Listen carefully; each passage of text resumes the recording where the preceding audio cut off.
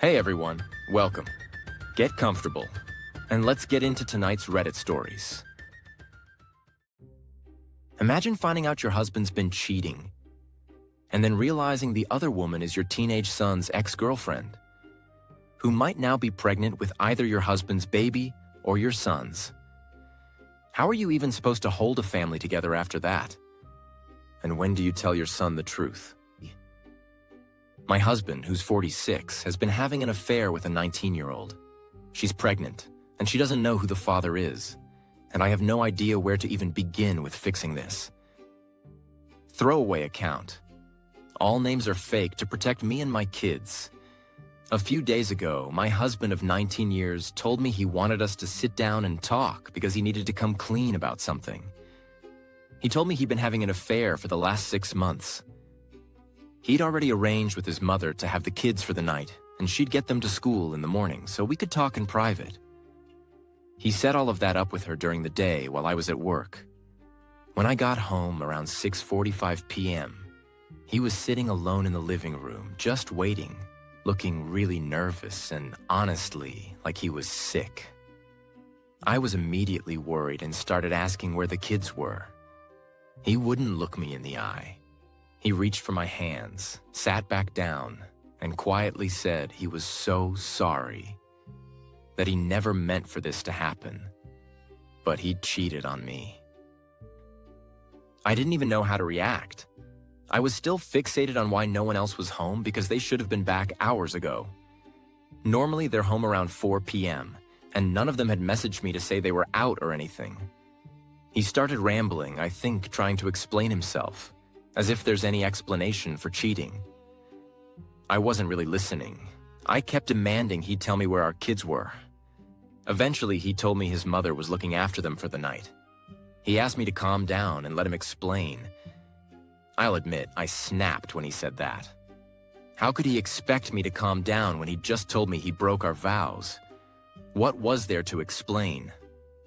If he'd wanted a divorce, he could have just asked for 1 month ago.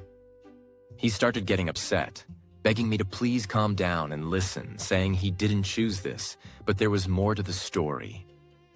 I was so overwhelmed that I walked outside and sat in my car.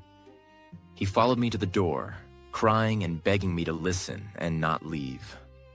I sat in my car for I don't even know how long, just sobbing and thinking about our marriage, our kids, what happens now. Does this mean divorce? Couples counseling? Can I forgive him? And the biggest question, why? Why did he cheat? Who is she? Why is she better than me? Why is this woman more important than the life we've built over the last 22 years? After maybe an hour of spiraling and crying, I was finally ready to hear him out and ask my questions. I knocked on the door, he opened it, reached for my hand, and we sat down again. He tried to lead me upstairs to our bedroom, and I said absolutely not. We were talking this through downstairs right now, or he could leave for the night. I didn't know what to expect from whatever he was about to tell me. I didn't care about apologies or excuses. He told me the affair started 6 months ago, but at first it was just secret messaging, nothing flirty from his side at the beginning. Then it escalated. She started getting more openly flirtatious, and one night when I was working away, they slept together for the first time. That was supposedly 4 months ago. He hasn't admitted it, but I'm sure they've been sleeping together regularly since. I started asking why, who, how, just so many questions, and I wasn't even giving him time to answer because I was spiraling again. He said it was Emily, a name that meant nothing to me at first. I kind of half laughed and said, "Am I supposed to know who that is?" And then he said, "James is Emily. James is our 18-year-old son.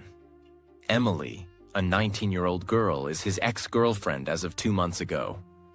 I was so furious in that moment, I yelled at him to get out. I didn't want him anywhere near me. I couldn't stand to look at him or hear whatever he was going to say next. How is he even going to try to excuse not just having an affair, but having it with our son's ex, who he was still heartbroken over? She broke up with him 2 months ago, and he was really upset because they'd had a sensible, very positive relationship for over a year. She was totally welcomed into our home, and I was actually quite fond of her. The whole family was sad when we heard they'd broken up, and his younger siblings kept saying they missed her coming over. I'm sorry, I'm getting off track. This is still so much to process and really hard to write out. My husband told me the reason he was coming clean now was because Emily told him 2 weeks ago that she's pregnant. But she's not sure who the father is. She said it could be him or James. He told me he hadn't planned or wanted any of this, that he didn't start the relationship, that he tried not to get close to her, but he wasn't strong enough mentally, and it just happened. When I heard that, I got up and left. I just couldn't sit there listening to him anymore. I drove about 30 minutes away and checked into a hotel for the night, turned my phone off. I went into work the next day like normal, then came home to find the kids out again and him waiting by the door, eyes red, begging me to talk. I didn't have the energy to talk or argue. I just went up to our room and laid down on our bed while he stood there crying and begging. I'm not naive enough to believe anything he says about how it was all her initiating the flirting. She's only 19 and he's more than twice her age, for God's sake. He didn't do this alone, and trying to dump all the blame on a teenager is honestly pathetic and makes me sick. It's been a few days now and nothing's been resolved. Things are back to normal for the kids' sake. James doesn't know about the affair or the possible pregnancy. They're all back home, and I'm trying to make things look as normal as possible, at least until Christmas is over. I don't want this affair mess to ruin what's supposed to be a joyful time of year. I've barely spoken to my husband since, except when the kids are around. Having to share a bed with him disgusts me. He's tried to cuddle me and get me to kiss him in front of the kids. I feel so much anger toward him. I'm scared my depression, which I struggled with as a teenager, is going to come back. I just want to cry all the time. My heart is broken, not just for me, but for our family. I know James needs to know, and sooner is better, but I don't know if I can be there for both of us right now. How do I even start to figure this out? When is the right time to tell James? I know it's kind of ridiculous to think we could keep this a secret until after Christmas, but I have no idea where to start. It just feels like the worst possible timing for all of this. I don't even know how I feel about everything. I know I'm nowhere near finding a solution or thinking about next steps. I'm mostly worried about James and the fallout this is going to cause between him and his dad and with our other 2 kids. Redditors were very clear about one thing. Christmas should not be the priority here. A lot of people said that if she ever wants to have another real Christmas with her son, she needs to tell him the truth as soon as possible, not wait until after the holidays. They argued that every day she keeps this from him is another betrayal. The main advice was to stop pretending everything is normal and to stop trying to protect her husband from the consequences of what he did. Commenters told her she should insist that either he tells their son everything or she does, and that it needs to happen before he has a chance to twist the story and play the victim. A lot of people also pointed out something she hadn't actually said, but that's heavily implied by the timeline. This affair started before the breakup, so her husband is very likely the real reason James and Emily split up. That made commenters even more insistent that James deserves to hear the full story directly and honestly from his mom, not from someone else or by accident. On the practical side, the consistent advice was, get a lawyer, get a therapist, and stop sharing a bed with him. People told her to make him sleep somewhere else, or have one of them move out completely, and to protect herself legally and emotionally before anything else. What do you think she should do next? Should she tell her son right away, even if it blows up the holidays, or try to hold things together a bit longer for the younger kid's sake? And what, if anything, would you do about the marriage if you were in her position? Let me know your thoughts in the comments below, and if you want more stories like this, don't forget to like and subscribe. You're 5 years into a relationship when it finally hits you. The person you love doesn't actually want a partner. They just want someone to orbit around them. Then they dump you over the phone, and months later, suddenly they want you back. What do you do when the person who broke you down comes crawling back, claiming they've changed? Update. My 39-year-old boyfriend of 5 years is increasingly self-centered. How do I handle this? About a year ago, I posted about my relationship, about how my partner was getting more and more self-centered and showing minimal to no interest in me. I took someone's advice and stopped putting in effort that wasn't being matched. I also started asking him for more support and accountability. That just made things worse. He started resenting me for not being constantly available. He got mean and disrespectful, openly prioritizing his friends, especially his female friends, over me, blaming me for everything that was wrong and telling me I was too hard on him because he just forgets. And that's not something I should hold against him. He started raising his voice at me and telling me I should just accept whatever he does. A few months ago, I went on a really intense business trip for a couple of weeks. Before that trip, he made sure he was busy, so we couldn't spend any real time together. He said me leaving was not a big deal. As soon as I left, he started spending time with his friends, especially one female friend. He even took time for a weekend trip just days before his biggest project of the year was due, and when I asked about it, he told me he did it because he wanted to. That's when it finally hit me that he wanted a maid, not a partner to share life with and appreciate. I confronted him about it, and he broke up with me over the phone, saying he was bored being with me and that my happy place, no drama, made him profoundly miserable. It hurt, but I was done anyway. My best friends actually toasted to the breakup with champagne behind my back. God bless them. Turns out they couldn't stand him or how he treated me, but they respected me enough to stay quiet and just support me. I love them to death. When he tried to backpedal, I wasn't having it. He tried dating one of the girls he'd been spending time with before we broke up. It didn't go well, just like I predicted. Now he's circling back to me saying we just had a crisis in communication and that he's learned from his mistakes. He wants a do-over, and I am not having it. It turns out my life is calmer, more restful, and steadier without him in it. Now he's trying to restart contact and pushing all the buttons he knows used to work. He doesn't realize that while he spent the last months working on his next conquest, I spent them working on me. And those tricks don't work anymore. The top comments are all on the same page. This guy has shown you exactly who he is, over and over. And the only real question left is whether you're going to fully shut the door. One person points out that your post history is years of the same pattern. Lying, cheating, self-centered behavior, and alcohol issues. They're stunned that after he dumped you, you're still in enough contact for him to push your buttons at all. And they say, if you truly want the circus to end, the answer is simple. Block him and walk away. Another highly upvoted comment keeps it short and direct. Block him and continue moving on with your life. No more conversations, no more chances, just a clean break. And someone else admits they're a bit petty, but they love telling exes who come crawling back, bye-bye, you messed up. They congratulate you for doing the hard but right thing, and as a 39-year-old man themselves, they say they're happy to see another strong single woman out there who chose herself. What do you think when an ex like this comes back saying they've learned from their mistakes? Is there ever a reason to give them another shot? Or is blocking and moving on the only sane option here? Let me know your thoughts and what you would do in this situation down in the comments.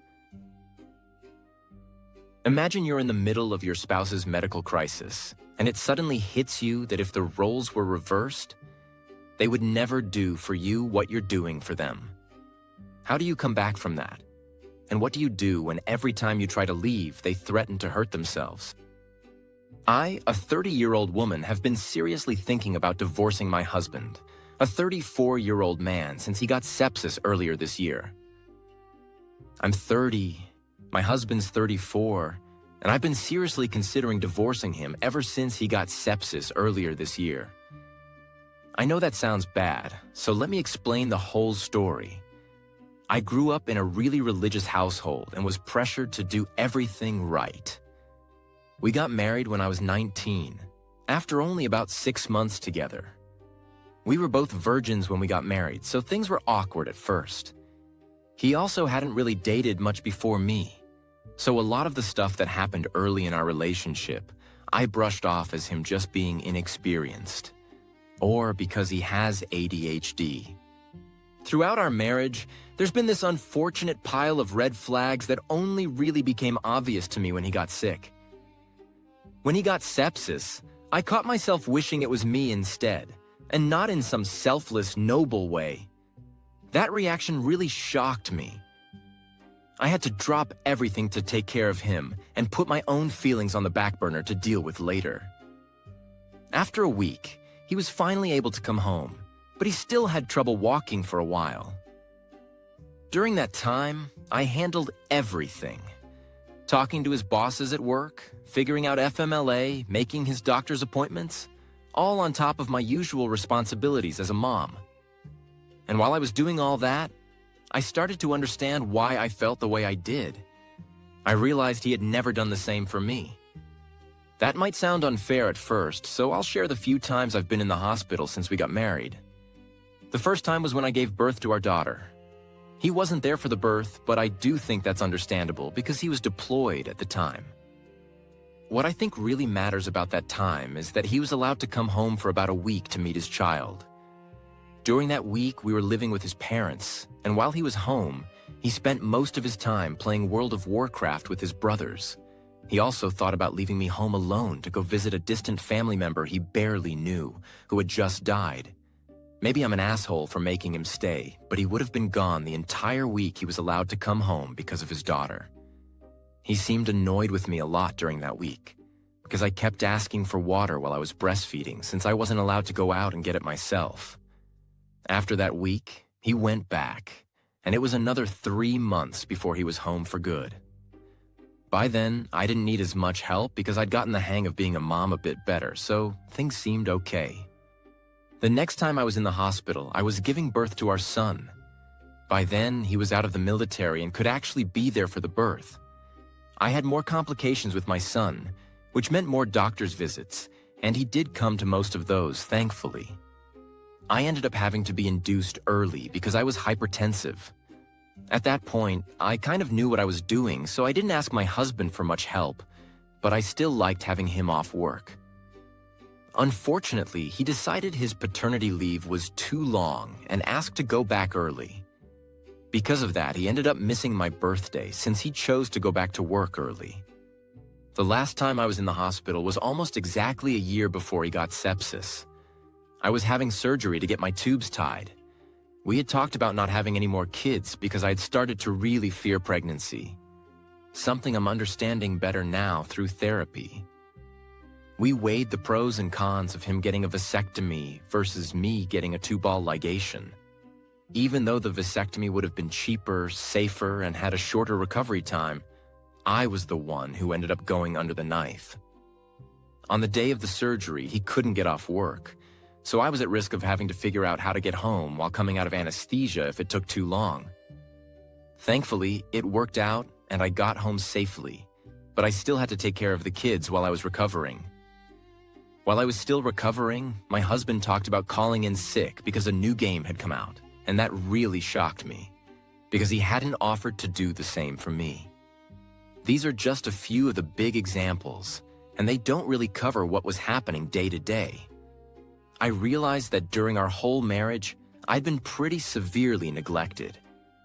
I tried to bring these issues up and talk about them, but nothing really changed. He'd just fall back into his old habits. So I started picking apart our relationship and began noticing other problems, like him threatening to kill himself when I set boundaries, or pressuring me into sex even after I said no. or refusing to pay for some of my basic needs because of money issues, then turning around and buying a new game or Warhammer. I've told him I want a divorce, and he threatened to kill himself, so instead, we're in therapy. I still feel disconnected and done with the relationship, and I don't know if I can fix it. I just feel so lost. What would your advice be on how to move forward? P.S. Sorry, this is so long. This is also my first time posting, so sorry if it's off. Redditors focused on how her husband's sepsis didn't create new problems. It just ripped the cover off issues that had been there all along. People pointed out that from the very beginning, he consistently chose video games and his own comfort over supporting her during some of the most vulnerable moments of her life. Commenters called out the pattern. He checked out emotionally when their daughter was born, got annoyed at her for basic needs like water while she was breastfeeding, cut his paternity leave short and missed her birthday, pushed her into getting the more invasive surgery instead of getting a vasectomy himself, and then casually thought about calling in sick for a video game release when he hadn't done the same to help her recover. A lot of the advice focused on her planning a future without him. People urged her to talk to a lawyer, quietly gather financial and legal information, and stop letting him rewrite the reality of their marriage. They emphasized that she now sees the neglect clearly and shouldn't let him gaslight her into accepting it again. The biggest red flag for many was his repeated threat to hurt himself whenever she tried to set boundaries or brought up divorce. Mental health professionals in the comments, including a psychiatric nurse and a therapist, said that using self-harm threats this way is a manipulation tactic. They stressed that his safety is ultimately his responsibility, not hers, and that she shouldn't stay in the relationship just because she's scared of what he might do. Overall, the top comments encouraged her to prioritize her own well-being and her kids' stability, take practical steps towards separation if that's what she wants, and not let threats or guilt keep her stuck in a situation where she feels neglected and pressured. What do you think about this situation? If you were in her shoes with years of feeling neglected and a partner who threatens to hurt himself every time you mention leaving, how would you handle it? Share your thoughts in the comments, and if you've ever been through something similar, feel free to tell your story below.